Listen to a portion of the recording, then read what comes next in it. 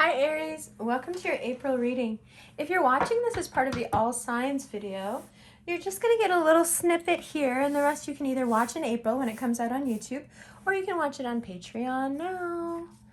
All right. So Aries, first up, from the 10th to the 13th, we have this Sun and Jupiter conjunction that we just spoke about in the all signs video. And for you, this does put you in the center of your life. You want to do for you, you're focused on you, and this is going to open up that area that you get a chance to view every year, and it has to do with others and what they expect of you. All those things that you do all year long without realizing it, before you do for yourself. All the stuff you do for everyone else becomes so clear to you when you stop doing it. When everybody else feels your absence because you're focused on self, they can easily become the indicator in your life of where you are shooting yourself in the foot, where you're keeping your own tower moments cyclical, where your work is perhaps being held back by, again, choosing others as a priority over yourself. Okay, now let's look more specifically at your astrology. So aside from you choosing you, and therefore opening this chasm of all these people who really do expect you to run their lives, aside from that, there's a sadness that can happen when you realize, as you do every year, that when you focus on you, people aren't happy for you. It's really sad. I'm laughing because it's, it's so sad that it's kind of monstrous. And it's the kind of realization that you can't really do anything with. It's like, damn, that sucks. Like,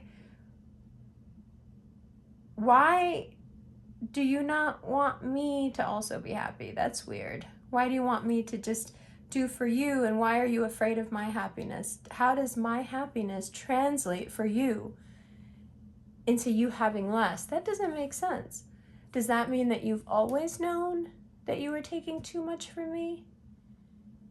It calls into question a lot, and it's questions you don't like to ask. Now, on the 20th, you have a solar eclipse in the last degree of your sign. So if you're already feeling this running anxiety, when is the other shoe going to drop? I feel something coming, right? At the solar eclipse, you suddenly realize what you absolutely can't stand about people, what you don't want to do anymore. Like, you can so easily articulate what and who makes you feel bad because of this palpable drain on you. By the 20th, you have been embroiled in something that is draining the fuck out of you. And on the 20th, you're like, okay, why is this continuing to happen? Why am I doing this? You have a visceral reaction to it. Now add to this overarching sense of adulting that's also happening with all of us. It's not just you. It can throw you into a little bit of a crisis, an identity crisis. Like, who am I now that I'm adulting and liking it? And you being able to articulate what you can't stand about somebody and why they need to get away from you is part of that adulting. Excuse me. It's all part and parcel of it. And at first, it may seem strange to you to hear yourself emoting like this instead of getting angry, instead of being emotional. You're at the solar eclipse, you absorb some wisdom that truly changes you and makes you understand that there's an adult way that's much more effective in calling people out and in reaching that objective, which Aries always has, to set things right. Adulting is figuring out that there are parts of you that you no longer need and that they're keeping you, and that referential knowledge, whatever you picked up from the past, it's keeping you from your highest good, your highest success, your easy money. Now, on the 3rd, you have Mercury going into Taurus, and on the 20th, you have the Sun moving into Taurus. This is money earned and kept. Money earned and kept. You can't keep money if you're being emotional. One more time, as Warren Buffett says, if you can't control your emotions, you'll never be able to control your money. The Sun moves into Taurus, Mercury's already there, and you start to have these deep conversations either with yourself or they're externalized about saving, about what it means to earn and not save, about how easy it is to earn but how hard it is to save. Finances, adulting when it comes to finances, this is all hitting you now, but it's not overwhelming you. It's almost as if you've known for a while, like, okay, it's time, I need to do this now. So don't be afraid of it, and don't purposefully push yourself into bad habits to avoid it. The only reason that you would be avoiding this pretty pedantic money talk is if you know yourself that if you get your finances under control, you can be a lot happier and a lot more successful, and there's something holding you back from that. Something that doesn't think that you deserve to have that kind of financial stability or the ensuing happiness that it produces, okay? Now, Venus is also moving into Gemini, where you will connect in the happiest of ways, in the most celebratory of ways.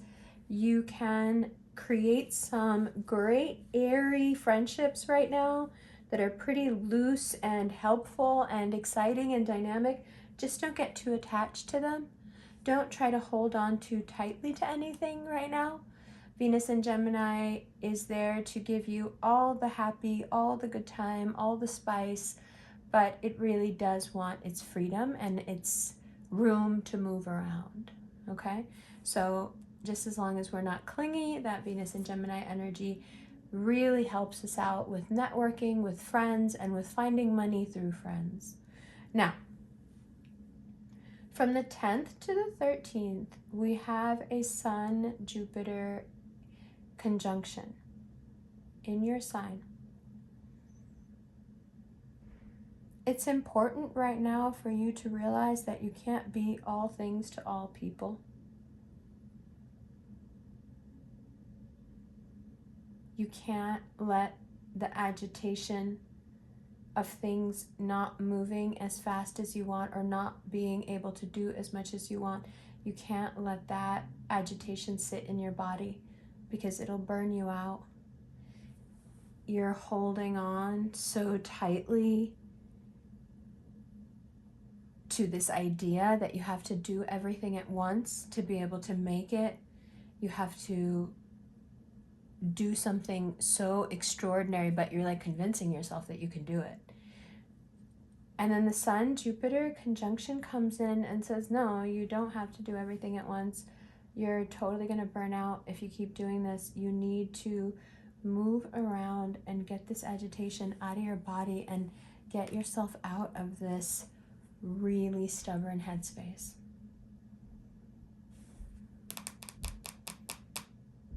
And you have the ability to do so. You can get out of this headspace. You can use this North Node conjunction that's going to come up soon to continue to really get rid of any excuses in your life that keep you from being as enthusiastic as you want to be. Anything that dampens your joy, anything that makes you feel not just less than, but it makes you question yourself. It makes you question your value, your worth. It could be someone who always makes certain kind of comments. It could be a thought process you insist on carrying around with you. It could be a failure you keep reminding yourself of. It could be a lot of things. But the one thing they all have in common is that they're not practical, these fears, these worries. Your practical everyday life is proving to you that those things aren't true. It's important to remember that, right? So this enthusiasm that you'll be feeling, if you use it towards the things that you want to replace, like adulting with money, adulting with friends, adulting with work, is going to leave you a lot of empty space to fill. And if you use this practical enthusiasm to really broaden your horizons here and replace what you've done away with and audited away with things that your heart truly wants, or things that really make your heart excited and happy, I think it'll settle some fears for you that right now are taking over, and they're making you feel like the world is getting smaller and smaller and shrinking around you, and it's not. You do have a tendency to get into a headspace where you start running in circles when you get scared or frustrated. And there will be some moments where that will become more pronounced, but only so you can see how you're hedging yourself in. You're not running in circles because you're trapped. You're running in circles because you think you're trapped. And those are two very different things, you know? So, one of the easiest ways that I've already mentioned is to move around in the body.